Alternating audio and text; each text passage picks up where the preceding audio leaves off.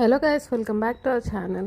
ఈరోజు అయితే నేను మీకోసం శనగల్ని ఎలా తాలింపు పెట్టుకోవాలనేది అయితే చూపిస్తాను. చాలా ఈజీ, ఇంకా సింపుల్ రెసిపీ అండి. కాకపోతే ఏంటంటే ఇప్పుడే కొత్తగా వంటలు నేర్చుకునే వాళ్ళకి శనగలు తాలింపు ఎలా పెట్టాలనేది కూడా తెలియదు కదా.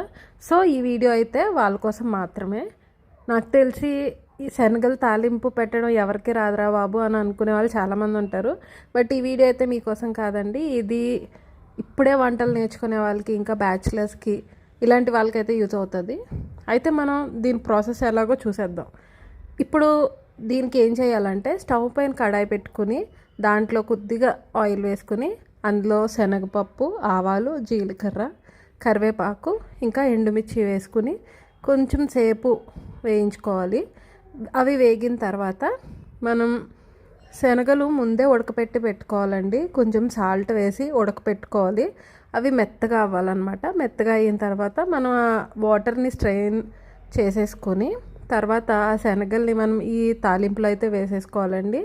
శనగల్లో ఆల్రెడీ మనం సాల్ట్ వేసాం కాబట్టి చూసుకొని కొంచెం సాల్ట్ మాత్రమే వేసుకోండి, లేదంటే మనకి సాల్ట్ ఎక్కువైపోతుంది. అండ్ సాల్ట్తో పాటు పసుపు ఇంకా కారం కూడా వేసుకుని ఒకసారి మొత్తం కలుపుకోవాలి. ఇంకా ఇందులో తాలింపులో వెల్లుల్లి కూడా వేసుకోవచ్చండి, కానీ నేనైతే వేసుకోలేదు. ఇలా కూడా బాగుంది. మీకు వెల్లుల్లి టేస్ట్ నచ్చుతుంది అనుకుంటే మీరు అవి కూడా చితగొట్టుకొని వేసుకోండి. అంతే అండి, చాలా సింపుల్. నచ్చిందా? నచ్చితే మా ఛానల్ని సబ్స్క్రైబ్ చేయండి.